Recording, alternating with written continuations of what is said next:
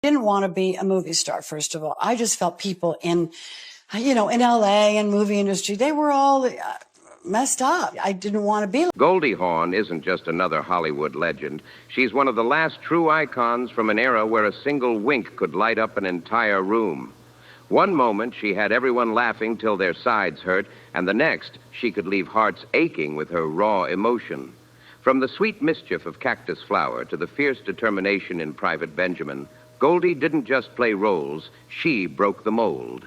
She flipped the script on the dumb blonde stereotype and became a symbol of independence and strength in American cinema. Her laughter once filled TV studios with energy. Her grace softened the stiffest award stages, and her courage inspired generations of women chasing their own spotlight. Goldie Hawn isn't just an entertainer. She's a walking symbol of freedom, resilience, and a woman who refused to bow down to anyone. Even when Hollywood tried to box her in, she kept blazing her own trail, no matter how rocky it got. What do powerful women do? You lose at love. You have issues around your life that you have issues in growth and what we have to do, but we keep moving along, one step in front of the other, in front of the other. It's the only way we make it. Don't let things knock you down, because they will. But whatever we believe in, whatever we want to do, do it. For over 50 years, she's lived between light and darkness, turning every smile and heartbreak into something unforgettable. But now, at 79, the storm around her life has never been harsher. Fading health, fragile memory, and painful truths she can no longer hide. Her world has shifted in ways that cut deep. It's time to look back at that brilliant, chaotic journey and uncover why the tragedy of Goldie Hawn today feels so heartbreaking. Goldie Jean Hawn was born on November 21st, 1945, in Washington, D.C., into a family that carried both art and sorrow. Her father, Edward Rutledge Hawn, was a band musician and conductor of German-English descent, descended from Edward Rutledge, the youngest man to sign the Declaration of Independence. Her mother, Laura Steinhoff, the daughter of Hungarian Jewish immigrants, owned a dance school where dreams and discipline collided. Goldie and her sister Patty grew up not knowing a haunting truth. Before Patty was born, they had an older brother, Edward Jr., who had passed away. That quiet loss left a shadow in Goldie's heart, one that followed her through life.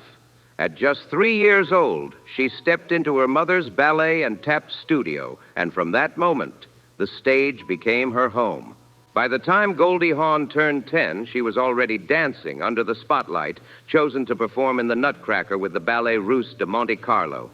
That moment wasn't just her debut. It was the spark that set her soul on fire. At 19, instead of following the safe path, she ditched her drama studies at American University to open her own ballet school. That bold move screamed independence. It showed she was already carving out her destiny her way. Those early years, filled with pirouettes and piano notes, shaped her spirit. Goldie wasn't the type to stay boxed in. She had too much fire for that. Dancing wasn't enough anymore. She wanted the world to watch her shine. The stage was calling, and she was ready to answer. By 1966, at just 21, Goldie had dropped out of college, chasing her dream of dance with nothing but $250 to her name, and she'd already spent $200 of it on a tiny poodle. With only $50 left, she hopped a flight from the East Coast to California to perform at the Melodyland Theater right across from Disneyland. On that flight, as she stared out over the desert skies, she scribbled in her diary that if anyone doubted the existence of God, they only needed to sit in her seat. The sky stretched forever. The horizon vanished into nothing, and ahead of her lay a future filled with uncertainty and magic. Not long after, she got an offer to dance in Las Vegas, and what was supposed to be a simple trip turned into something straight out of a movie. Her 1959 Chevrolet convertible broke down in the middle of the desert. Just her poodle, $50 left. But instead of giving up, Goldie rolled with it. A hitchhiker, a Green Beret just back from Vietnam, offered her a ride through the scorching desert roads. Somehow, even in that strange situation, she felt calm and protected. They shared one surreal Sunday afternoon together before he dropped her at the Desert Inn. It was one of those wild, fleeting moments that only Goldie could turn into a story worth retelling. Soon after, her dance gigs in California led to her first big TV break, Good Morning World, 1967 to 1968. That's where Hollywood first tried to pin her as the dumb blonde, cute but shallow. But Goldie wasn't about to let anyone define her like that. Goldie Hawn's real rise to fame hit like lightning when she joined Rowan and Martin's Laugh-In from 1968 to 1973. On national TV, she became the face of pure joy, giggling midline, dancing in tiny bikinis, and rocking body paint splashed in wild psychedelic colors. She wasn't just performing, she was the 60s. That show turned her into a pop culture goddess, the kind of star who could light up a room just by smiling. Her movie debut came in the one and only genuine original family band, 1968, but it was Cactus Flower, 1969, that turned Goldie into a Hollywood sensation. Playing Walter Matthau's young fiancée, Toni Simmons, she stole every scene and won the Academy Award for Best Supporting Actress for her very first major film. That dumb blonde label still clung to her, but Goldie was already plotting something bigger. She wasn't going to be anyone's punchline. By the mid-1970s, she was unstoppable. With The Sugarland Express, 1974, directed by a young Steven Spielberg, and Shampoo, 1975, alongside Warren Beatty, she proved she could do more than comedy. She could command the screen. Goldie Hawn became one of the rare women in Hollywood who not only starred in blockbusters, but produced them too, a massive power move back then. Movies like Private Benjamin, 1980, and Wildcats, 1986, showed her courage to break barriers, diving into stories about women standing tall in male-dominated worlds, whether in the military or on the football field. She wasn't just acting. She was rewriting what strength looked like for women on screen. From a nervous young bar dancer in New Jersey to a confident woman unafraid to face her own insecurities, Goldie built herself into a Hollywood symbol of freedom and fearless ambition.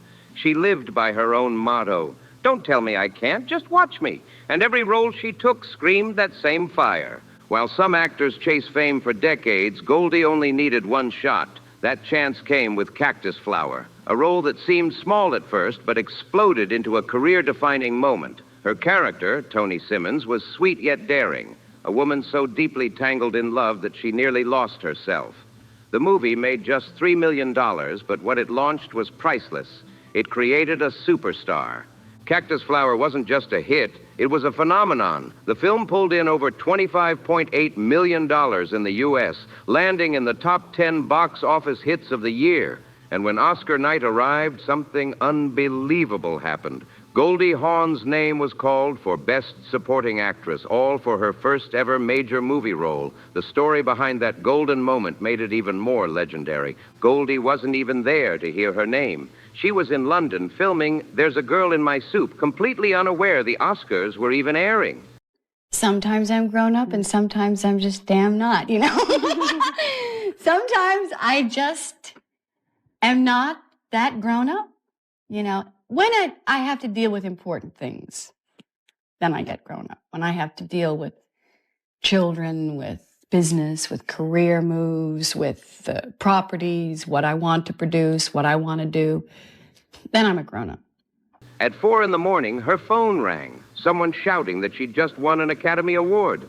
Her parents were the first to hear the news, bursting with pride while Raquel Welch accepted the statue on Goldie's behalf from none other than Fred Astaire. Talk about a Hollywood fairy tale. A dazzling, chaotic, and totally spontaneous victory. Pure Goldie energy through and through. By the 1970s, Goldie had become a household name. Movies like There's a Girl in My Soup, 1970. Butterflies Are Free, 1972. And Shampoo, 1975, showed off that perfect mix of innocence and mischief that made her impossible to ignore. The director of Butterflies Are Free once revealed that Goldie often improvised her lines right on set, cracking everyone up so hard that no one dared yell, "Cut," afraid they'd ruin the magic she brought to the scene. Then came the 1980s, Goldie's golden decade. Private Benjamin, 1980, was her game changer. made for just $9.2 million, but pulling in nearly $70 million at the box office. The movie became one of the biggest comedies of the year, and Goldie didn't just star in it, she produced it too. Studios had laughed her off at first, saying, "No one will buy a ticket to see a woman-led Army comedy." But Goldie wasn't one to take no for an answer. When the original director walked away, claiming the script had anti-Semitic undertones, Goldie took control fast. She brought in director Howard Zieff and turned what could have been a total disaster into a record-breaking hit. That bold move didn't just save the film. It earned her both Oscar and Golden Globe nominations for Best Actress. Once again, she proved what she always said. Underestimate her and she'll prove you wrong, spectacularly. By 1982, Goldie Hawn was unstoppable. Her film Best Friends, with a budget between $15 and $19 million, raked in an incredible $36.8 million, proving her box office power was no fluke. Director Norman Jewison didn't mince words when he said, "If Goldie's in, I'll make the film." That confidence spoke volumes. Goldie later called it one of the most mature roles of her career. A perfect mix of sharp wit and emotional depth that showed how much she'd evolved as an actress. Then came a string of hits that kept her at the top of Hollywood's A-list. Swing Shift, 1984, Overboard, 1987, where her on-screen chemistry with Kurt Russell turned into a real-life love story, and Bird on a Wire, 1990, with Mel Gibson. During the filming of Overboard, Goldie and Kurt spent long nights talking on the beach, building a connection that would last decades. Fans adored them both on and off screen, calling them one of Hollywood's most genuine couples. Her career hit a new peak in 1996 with The First Wives Club.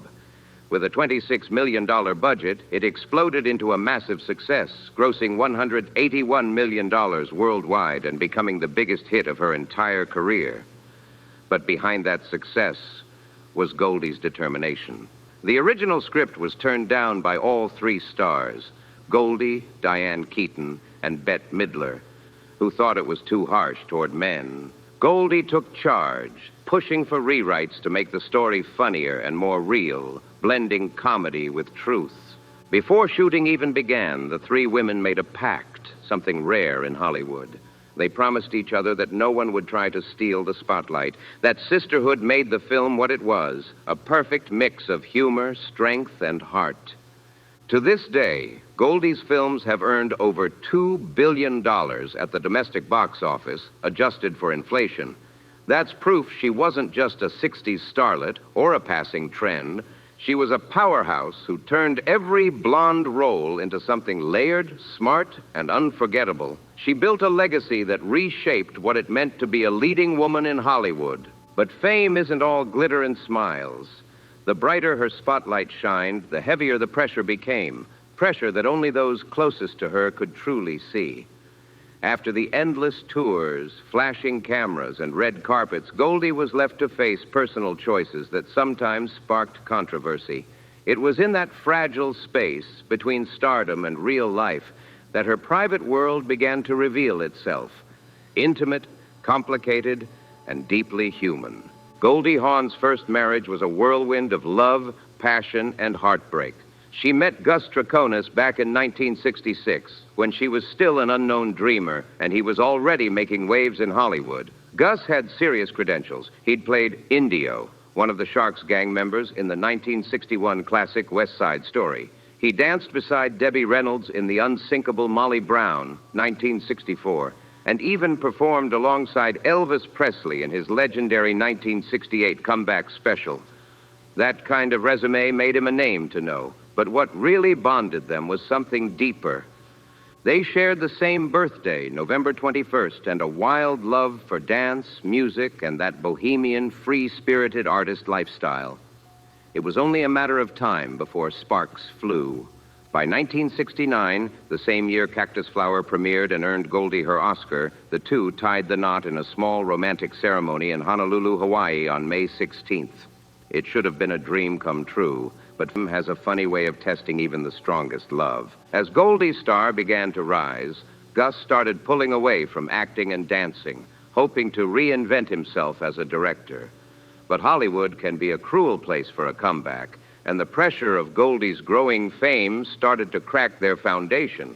While she was filming back-to-back hits, Gus was struggling to find his footing, and the emotional distance between them grew wider with each passing year. In a 1976 interview with People magazine, Goldie opened up, admitting she felt exhausted and wanted to escape somewhere far away. Like an Indian to meditate, she said, revealing how lost she felt in the chaos of success. By April 9th, 1973, the couple separated, but they didn't rush to divorce. Neither of us wanted to remarry right away, she later explained, suggesting they both needed time to heal. But fate had other plans. In the summer of 1975, Goldie met musician Bill Hudson on a flight, and sparks instantly flew. By New Year's Eve, their chemistry was undeniable. That same year, Goldie filed for divorce from Gus while getting engaged to Bill, setting off a tense legal battle. Gus demanded $75,000 under California's community property laws, leaving Goldie stunned. He never supported me a single day in my life, she confessed, clearly hurt by the situation. Finally, in June 1976, the divorce was settled, freeing Goldie to marry Bill Hudson just 1 month later. It was the end of one complicated chapter, and the fiery beginning of another that would soon bring both love and heartbreak of its own.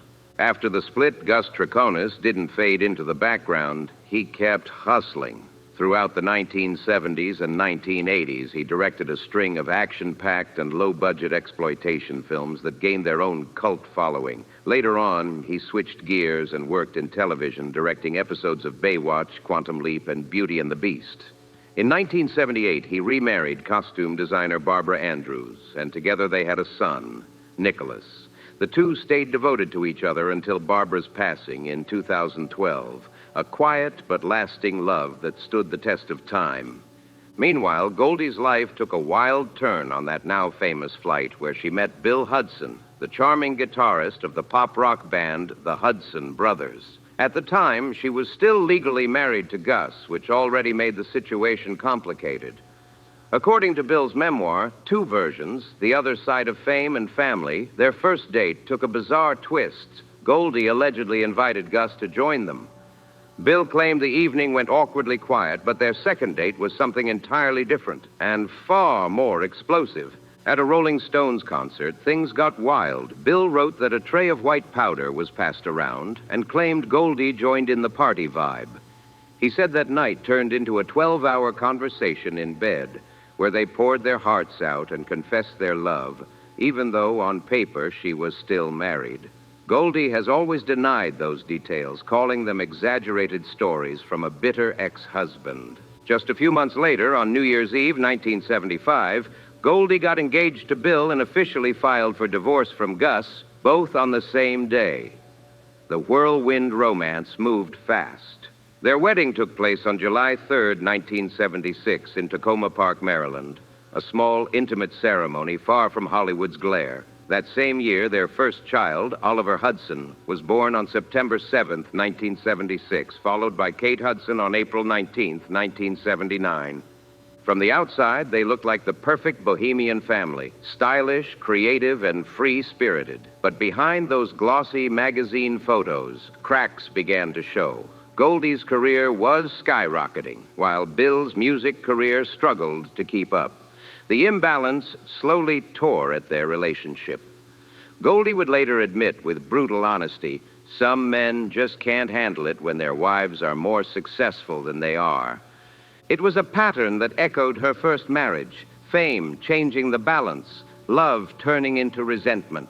By 1980, the tension had reached its limit. Bill filed for divorce, and by 1982, it was finalized. Once again, Goldie walked away, heartbroken but stronger, ready to rewrite her life on her own terms. Things between Goldie Hawn and Bill Hudson didn't end quietly. They exploded into a public feud that lasted decades. After their split, tensions grew when Bill accused Goldie of wanting an open marriage and claimed she tried to keep him away from their children, Oliver and Kate. Once Goldie met Kurt Russell, Bill alleged that she even suggested it would look better if the world believed he'd abandoned his kids.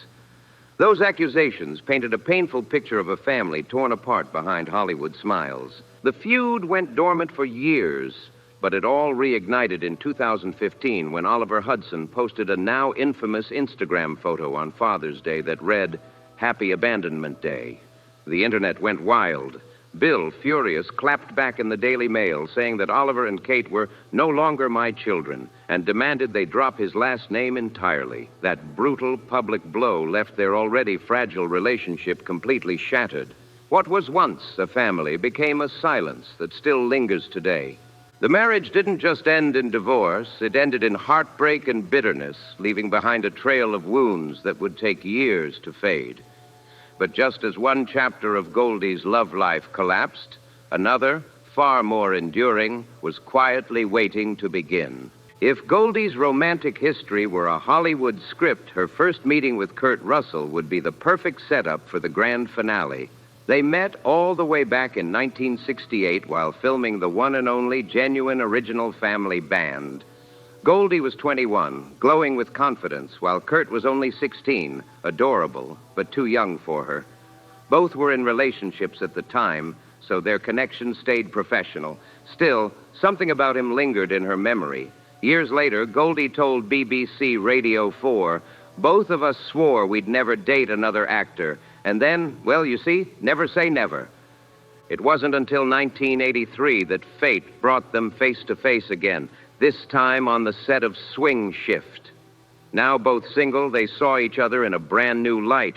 Goldie was already a global star and the devoted mom of two, while Kurt had grown into a grounded, confident leading man after years of hard work in Hollywood. What really melted Goldie's heart wasn't charm or fame. It was watching how effortlessly Kurt bonded with her kids. He was amazing with them, she told people. Just effortless. Their first date after 15 years apart could have been ripped straight out of a romantic comedy. After a few drinks, they decided on a whim to check out a house they were thinking of buying, except they didn't have a key. The two ended up sneaking inside, laughing the whole way, until the police showed up and caught them mid-break-in. I mean, I always respected whatever talents I had, wherever I excelled, whatever people felt good about me. I would never defy them or defy that. In other words, I never tried to bust out and say, I'm going to prove to everybody that I'm really a great actress, or I'm going to prove to them that I got more talent than that little bubble-headed thing. I never had this kind of impetus behind my growth. It was always to respect what I do and to kind of grow with. It was chaotic, bold, and hilarious. Exactly the kind of wild start that would define their love story. From that night forward, Goldie and Kurt became inseparable. What began as a flirtation on a film set grew into a partnership that's lasted over 4 decades. A rare Hollywood love story built not on glitter, but on laughter, loyalty, and real connection. Goldie Hawn and Kurt Russell's relationship didn't explode into instant headlines. It grew, slow and steady, like something built to last. Over time, they made a bold and very un-Hollywood decision. They'd never marry, not because they lacked love or loyalty, but because they valued freedom just as much as commitment. In a 2016 interview, Goldie explained it perfectly. If you're independent, if you have enough money and you love your freedom, not marrying gives you the feeling that you're together because you want to be, not because you're tied down. That honesty hit home for millions. It wasn't rebellion, it was choice. Their family became a beautiful, blended masterpiece. Goldie brought along her kids, Oliver and Kate Hudson. Kurt had his son, Boston Russell, and together they welcomed their baby boy, Wyatt Russell, in 1986. Though not all connected by blood, every child grew up surrounded by love, laughter, and the kind of support that grounded them despite the fame surrounding their parents. The Hawn-Russell home wasn't just a family, it was a vibe. They built memories both in real life and on screen, starring together in classics like Overboard, 1987, and later, The Christmas Chronicles, 2018 and 2020. Through decades of stardom, chaos, and flashing cameras, they became something rare, a Hollywood couple that made it. For over 40 years, they've stood as the ultimate example of true partnership in an industry known for short-lived love stories. Their wedding day, as they call it, remains Valentine's Day 1983, a date they celebrate as their own version of forever. Goldie once said it best, "That is true romance. Every morning I choose him and he chooses me." It's a simple promise, but it's the reason their love has lasted through every storm. If Goldie and Kurt's romance is the most beautiful script of their lives, then their children are the brilliant sequel, each with their own story, talent, and spark. The first to shine was Oliver Hudson, born September 7th, 1976.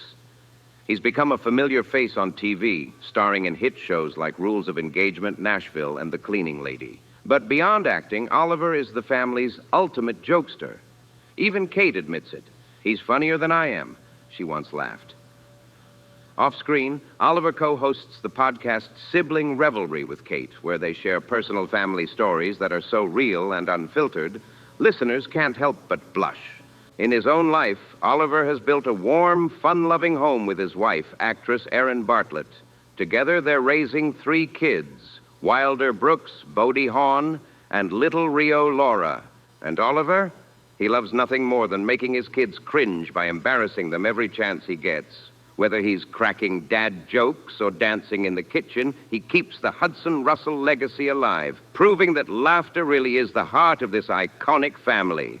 Goldie once laughed on The Ellen Show that her son Oliver Hudson isn't just a great dad, he's the gift that keeps the whole house laughing. His humor, warmth, and chaos make every family gathering feel like a comedy show. But the magic doesn't stop there. The next shining star of the Hawn-Russell clan is none other than Kate Hudson, born April 19th, 1979, with that $1 million smile straight from her mother and a charm all her own. Kate became a Hollywood favorite the moment she stepped on screen. Her unforgettable performance as Penny Lane in Almost Famous won her a Golden Globe and earned her an Oscar nomination, launching her into superstardom. From How to Lose a Guy in 10 Days to Bride Wars and Something Borrowed, Kate has mastered the art of lighting up every movie she's in. But behind all the glitz, Kate has always kept her feet firmly on the ground. She's deeply grateful for the love and guidance she got from Goldie and Kurt. On Kurt's 70th birthday, she posted a touching tribute thanking him for teaching her courage, confidence, and unconditional love, qualities that shaped her both as a woman and as a mom. Now a mother of 3, each child with a different father, Kate proudly follows one of Goldie's golden rules. Never speak badly of your child's father. It's a simple but powerful principle that, as Kate says, builds trust and stability in a family, no matter how unconventional it looks from the outside. Then there's Boston Russell, born February 16th, 1980. Kurt's son from his marriage to actress Susan Hubley. He's the quietest piece of this vibrant family puzzle, preferring a life far from the spotlight. Boston rarely appears in public or social media, yet his presence in the family is strong and steady. Kate has spoken fondly about the first time she met him as a little girl. How that meeting made her realize Kurt wasn't just a man in her mother's life. He was someone who would help raise her, and Boston would become a brother she'd cherish forever.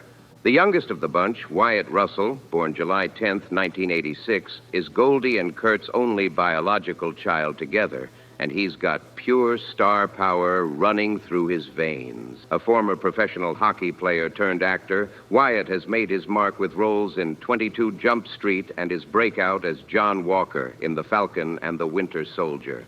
He's carving out his own lane in Hollywood while honoring his parents' legacy, and soon he'll even be starring alongside Kurt in Apple TV's upcoming Monsterverse series. Beyond the fame, Wyatt's most important role is at home, as a loving husband and father. With his wife, he's raising 2 boys, Buddy, born 2021, and Boone Joseph, born 2024. He often praises Kurt's approach to fatherhood, saying, "He teaches the kids lessons I still need to learn myself." That kind of humility and love shows exactly why the Hawn-Russell family isn't just Hollywood royalty. They're the real deal, built on laughter, loyalty, and generations of heart. Goldie Hawn once shared a powerful thought about family. Parenting is raising your children so that they know how to raise theirs well. That one line perfectly sums up the heartbeat of the Hawn-Russell family, a cycle of love, strength, and responsibility passed from one generation to the next. In their home, everyone brings their own kind of magic. Oliver fills the room with laughter, Kate radiates warmth, Boston stands for quiet loyalty, and Wyatt carries the torch of dedication for the future. They may live under Hollywood's spotlight, but once the doors close, they're not stars. They're just a tight-knit family where love and respect always take center stage. For Goldie, family isn't just part of life. It is her safe place, her anchor. No matter how chaotic fame gets, her home is where she finds laughter, love, and the kind of unbreakable bonds that outshine any red carpet.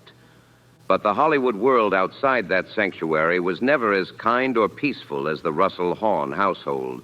Behind all the glamour and smiles, Goldie faced harsh realities, encounters with people and power plays that left emotional scars. Despite her sunny public image, she's admitted that her journey through the entertainment industry was filled with moments of disrespect, manipulation, and even sabotage from those who couldn't handle her success. Goldie built her career on kindness, but that didn't mean she was blind to cruelty. For decades, she stayed quiet, choosing grace over confrontation. Yet now, at 79, she's finally decided to open up, not to stir drama, but to tell her truth about what it really took to survive and thrive in such a cutthroat business. When she spoke out, she mentioned 6 names, people she said made her working life a struggle. It wasn't about revenge. It was about reclaiming her story after a lifetime of biting her tongue. Among those names was one that shocked many, Kirk Douglas. To the world, Kirk Douglas was a Hollywood titan, a screen legend known for his strength, charm, and commanding presence. But Goldie's personal experience with him told a different story, one shaded with arrogance and dismissiveness. Even after she'd won her Oscar, Kirk reportedly treated her not as an equal, but as eye candy, someone to stand beside, not stand with. She recalled how he'd interrupt her mid-sentence during creative discussions, brushing off her ideas as if they were jokes. His old-school gentleman gestures often felt more condescending than kind, as if he was putting her in her place rather than offering respect. The final straw came during a film development meeting when Goldie, excitedly presenting her ideas, was suddenly cut off by him, his tone dismissive, his attitude loud enough to silence the entire room. That moment, she later hinted, was when she realized just how deep the imbalance of power ran in old Hollywood and how much strength it took for a woman to keep her grace while standing her ground. The tension in that meeting hit its peak when Kirk Douglas suddenly interrupted Goldie with a snide, belittling joke that made the entire room fall silent. Without saying another word, Goldie calmly closed her notebook, stood up, and walked out, never to return. That was it. Whatever respect or friendship had existed between them ended right there. From that day on, their relationship stayed strictly polite, but empty.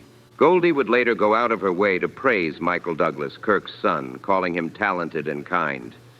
But when it came to mentioning Kirk himself, she simply didn't. It wasn't bitterness. It was principle. To her, that experience was a reminder carved deep in memory. Never let anyone box you into an outdated image just to feed their ego. Then came another name on her list, Warren Beatty. At the height of his fame, Warren wasn't just a superstar. He was Hollywood's ultimate charmer, known for his silver tongue, sharp suits, and long trail of high-profile romances. He had influence everywhere, both on and off the screen, and he used that power to get what he wanted. Warren showered Goldie with smooth compliments, surprise gifts, and backstage invitations that seemed innocent on the surface but carried an undertone she couldn't ignore. Goldie, sharp as ever, saw straight through the charm. She realized it wasn't romance he was after. It was control. So she politely but firmly rejected him again and again. That's when his friendly tone turned icy. Behind the scenes, Warren allegedly began whispering that Goldie was difficult to work with, subtly steering her name off a few big opportunities. Instead of fighting back, Goldie stayed silent, holding true to one of her strongest beliefs. I don't mix work with power games. Years later, when their paths crossed at a major Hollywood event, she didn't say a word, just flashed a cold, graceful smile and walked right past him. That single moment said it all. Some doors are meant to stay closed so you can step through better ones. Then there was Chevy Chase, the man who shared the screen with her in the 1978 hit Foul Play, a film that made audiences fall in love with their romantic comedy chemistry. But behind the cameras, the story wasn't nearly as lighthearted. The set, according to crew members, was tense, especially whenever Chevy was around. He had a habit of tossing the script aside to improvise his own lines, often pressuring the director to bend to his whims. He'd crack jokes at the crew's expense and show open irritation toward lighting, makeup, and assistants. For Goldie, though, the behavior cut deeper. Chevy would interrupt her mid-line during takes, make mocking remarks under his breath, and constantly push for scene adjustments that made his character shine while dulling hers. It was a frustrating dynamic, one where Goldie's professionalism clashed with his ego. Yet even then, she refused to stoop to his level. Instead, she stayed focused, outshining the negativity with her signature charm and timing. And when Foul Play became a hit, everyone knew why. It wasn't just the jokes that made it work. It was her. Even though Goldie Hawn stayed completely professional on set and finished filming Foul Play, those close to her could tell she was deeply disappointed. The experience had left a bad taste. So when the film turned into a massive box office hit and fans begged for a sequel or reunion, Goldie didn't hesitate for a second. She turned every single offer down. From that day forward, her working relationship with Chevy Chase was done, frozen in time along with the movie itself. Next came another surprising name on her list, Bill Murray. On paper, a collaboration between Goldie Hawn and Bill Murray sounded like a dream come true. Two of Hollywood's sharpest comedic minds, teaming up for a project that had everyone buzzing. But what should have been magic turned sour almost immediately. At their very first table read, Murray showed up more than an hour late, strolling in with a careless smirk. He mocked the script, teased his co-stars, and acted like the whole project was a joke. There was a mirror directly opposite from me that I hadn't known was there until suddenly, I looked up and I saw this girl selling her heart out to nobody. Nobody came. Nobody wanted, nobody cared. It's not that nobody came, nobody cared. But the moment that truly crossed the line came when Goldie delivered an emotional scene, one that came straight from the heart. Instead of respecting the performance, Murray sneered, "Why don't you try acting like you've ever done drama before?" The words hit like a slap, arrogant, cutting, and cruel. Goldie didn't lose her temper. She simply closed her script, stood up, and walked right out of the room. The next day, she officially withdrew from the film. No drama, no statements, just quiet strength. From then on, she made a promise to herself. She'd choose peace over prestige. No matter how big the paycheck or famous the name, she would only work with people who valued respect over chaos. "I don't do chaos agents," she reportedly told friends, referring to those who thrive on disorder just to feed their own ego. And then there was Sean Penn, a different kind of encounter, but one that cut just as deep. It happened at a mental health fundraising gala, a cause Goldie had supported for years with genuine passion. When she took the stage to speak, the room went silent, except for one person. Sitting at a VIP table, Sean Penn rolled his eyes dramatically, then sighed loud enough for everyone nearby to hear. Still, Goldie kept her composure and finished her heartfelt speech about compassion, awareness, and emotional healing. But as she left the podium, she heard him mutter, she should just stick to giggling. The words dripped with condescension. It wasn't just rude. It was dismissive of everything she stood for as a woman who'd fought hard to be taken seriously in an industry that loved to box women in. Goldie didn't clap back. She didn't make a scene. Instead, she lifted her glass toward the audience, smiled gracefully, and quietly exited the event. That was the last time she ever shared a public space or any professional conversation with Sean Penn. For Goldie, that moment wasn't just about one insult. It symbolized something bigger, the ongoing struggle for women to be respected for their minds, not just their smiles. And once again, she proved her strength not by shouting, but by walking away with dignity, self-respect, and the power that comes from knowing your worth. Dustin Hoffman, a name that carried weight in Hollywood, and for Goldie Hawn, their encounter became a turning point she'd never forget. It was supposed to be the audition that showed the world she could do more than comedy, a rare shot at breaking out of the funny blonde box that had followed her since the start of her career. Goldie came prepared, every line rehearsed, every emotion real. She was ready to prove her range. But mid-performance, as she poured her heart into the scene, Hoffman, sitting in the front row among producers, cut her off. In a flat, dismissive tone, he said, "You're still acting like a sitcom." The room went still, then filled with nervous laughter. The comment wasn't just rude, it stripped the moment of its dignity. Goldie, holding her composure like the professional she was, finished the scene with quiet grace. The next morning, instead of returning for callbacks, she sent a polite note thanking the team and officially withdrew from the project. Her message was simple but powerful. "I will not fight to be respected by people who have already decided I'm a joke." That one sentence summed up her entire philosophy. Never beg for respect from those who can't see your worth. For Goldie, that experience became a reminder carved in stone. Never let others define your value, especially when their judgment comes from ego instead of truth. It wasn't the first time she'd dealt with arrogance from powerful men, and it wouldn't be the last. But it was one of the moments that truly shaped her strength. Looking back at the 6 men she eventually distanced herself from, Kirk Douglas, Warren Beatty, Chevy Chase, Bill Murray, Sean Penn, and now Dustin Hoffman, a clear pattern appeared. They were all powerful Hollywood figures who carried charm and influence. Yet behind the surface, each showed flashes of condescension, manipulation, or quiet sabotage. And yet, in every case, Goldie refused to play their game. She didn't fight dirty, she didn't expose them to the tabloids, and she never sought revenge. Instead, she chose silence, grace, and distance, protecting not just her career, but her peace. Her calm became her weapon, her dignity, her armor. As she's often said through her actions, sometimes the quietest move leaves the loudest impact.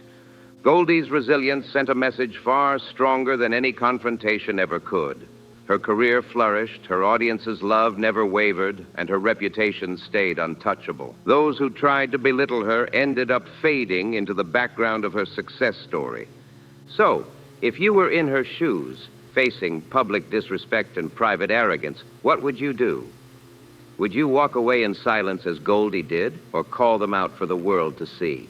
Either way, one thing's undeniable. Goldie Hawn stood tall through every storm, proving that real strength doesn't always shout. It shines quietly, with grace that no one can take away. At this stage in her life, Goldie Hawn stands as more than just a Hollywood icon.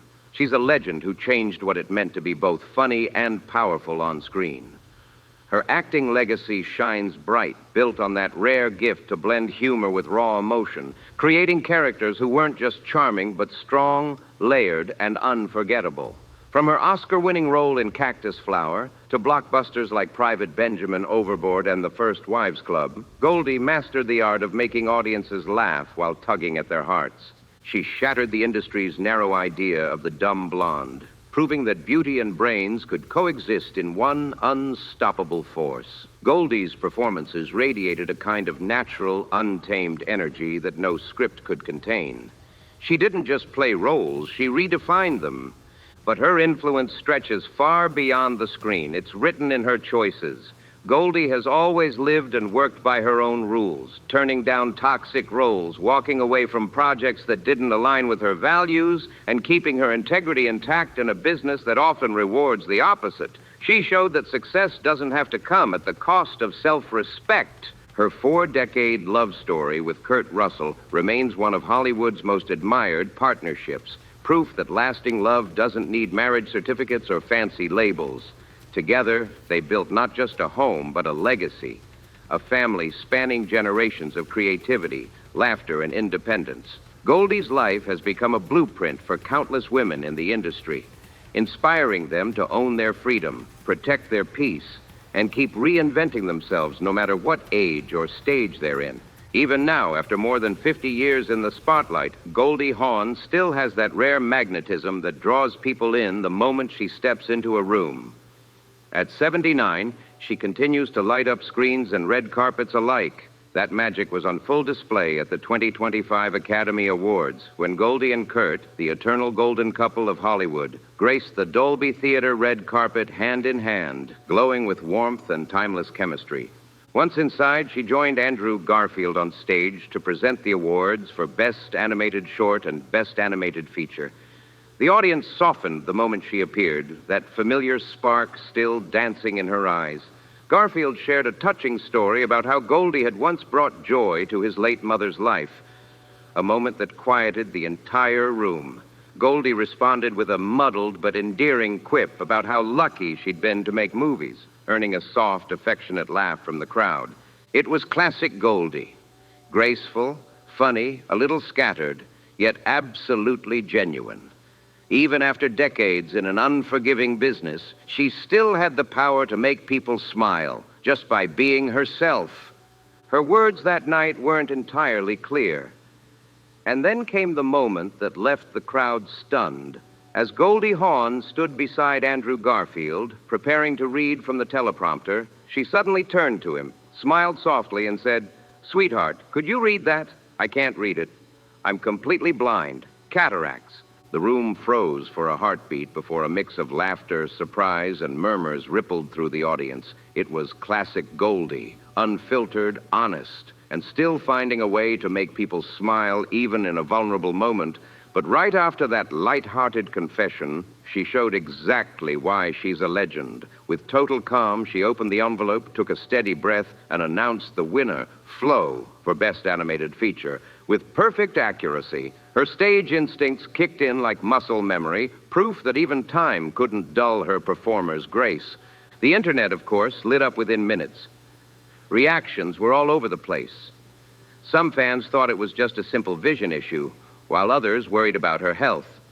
A few skeptics whispered about medication or even alcohol, though nothing suggested that was true. One somber comment captured the tone many felt. "It's sad to see Goldie like this. Age eventually reaches us all." Still, reports from backstage painted a completely different picture. According to AP, Goldie had been lively and funny during rehearsal. Totally fine, except for one tiny slip that made everyone laugh. She and Garfield reportedly had great chemistry, chatting and joking between takes. Some suggested that when the real ceremony started, the bright, blinding lights and booming energy of the live show may have simply thrown her off balance, especially considering how long she's stayed away from the red carpet glare. And that's true. Goldie's public appearances have been few and far between over the last 2 decades. After ruling the big screen from the 1970s through the 1990s with a run of hit romantic comedies, she slowed things down. She only appeared in Town and Country, 2001, and The Banger Sisters, 2002, before stepping back completely for nearly 15 years. When she finally made her big return in Snatched, 2017, alongside Amy Schumer, fans were thrilled to see that same playful spark back on screen.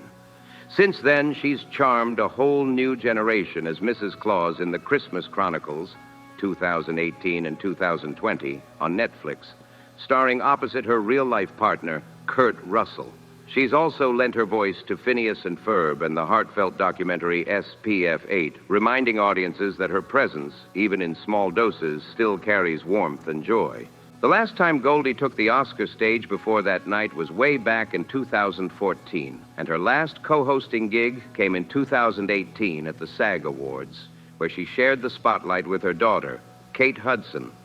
So when she returned to that grand stage in 2025, blinking under those harsh lights, it wasn't a stumble. It was a brave, human moment from a woman who's given decades of laughter and light to millions. And even as the world whispered, Goldie smiled, proving she still had the grace, humor, and heart that made her unforgettable. The 2025 Oscars weren't just another night of glitz and golden statues. They were a moment of reflection, a celebration of resilience, and a chance for the world to see Goldie Hawn back where she belongs, shining under the spotlight, Watching her on that stage reminded everyone why she's one of Hollywood's most beloved icons. Still witty, still sincere, and still fearless enough to show her most human, vulnerable side in front of millions. Goldie's life has always been a story wrapped in both laughter and quiet strength. From that little girl stepping out of her mother's ballet studio to becoming an Oscar-winning superstar, she's lived through it all. Triumphs, heartbreaks, and reinventions.